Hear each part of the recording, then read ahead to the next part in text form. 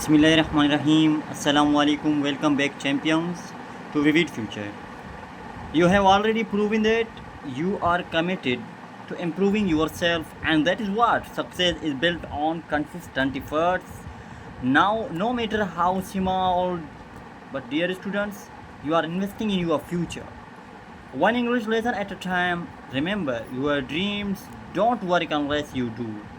So my dear students, आज एक नए लेक्चर में आप लोगों को मैं खुश आमदीद कहता हूँ। आज हम पढ़ेंगे पास्ट परफेक्ट टेंस के बारे में। ठीक है, क्या पढ़ेंगे भाई? Past perfect tense. मैंने आप लोगों को ऑलरेडी बताया है, जितने भी हमारे परफेक्ट टेंस होते हैं वहाँ पर हम वर्ब की कौन सी सूरत इस्तेमाल करते हैं? We use third form of main verb.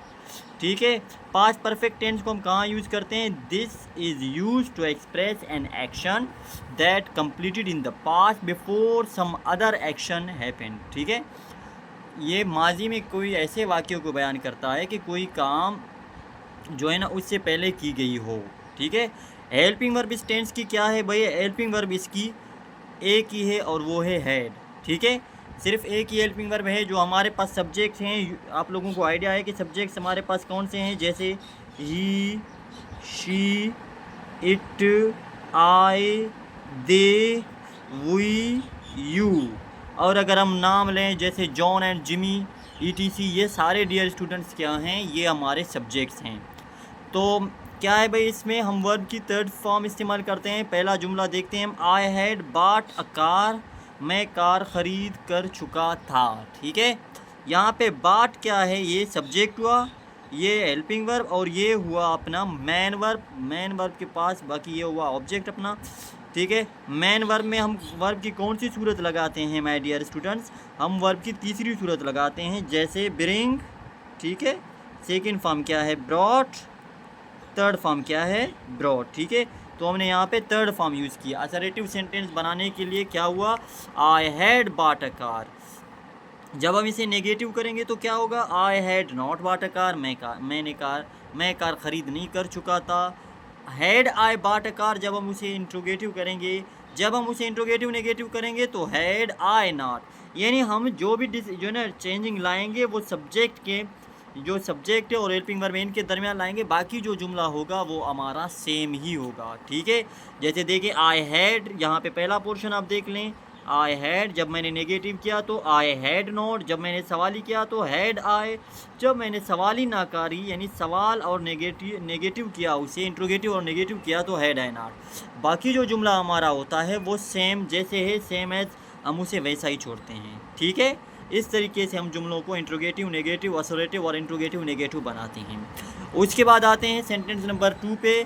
ठीक है, he had brought a present for me. Present means तोहफा, वो मेरे लिए तोहफा ला चुका था। ठीक है, he had brought a present for me before I arrived. कुछ हम इस तरीके से, क्योंकि ये कहते कोई काम हुआ हो, अगर हम यहाँ पे बिफोर आई अराइव लगें यानी मेरे पहुँचने से पहले, ठीक है, वो मेरे लिए तोहफ़ा लेकर आया था। अब प्रेजेंट क्या है? प्रेजेंट मौजूद। अब प्रेजेंट के भी बहुत सारे मीनिंग होते हैं।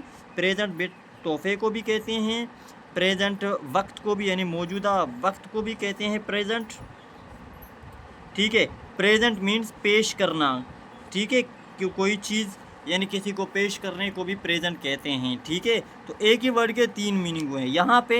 ही हैड ब्रॉट, ब्रॉट क्या है भाई? ये है बाट, जैसे मैंने कार ख़रीदा था। ठीक है, इसी हिसाब से बाट, सॉरी, ये बाय की फर्स्ट सेकंड थर्ड फॉर्म था। ठीक है, मैंने ब्रिंग का कर दिया है। उसके बाद ये ब्राट है। ठीक है, ब्राट की क्या है भाई? ब्रिंग।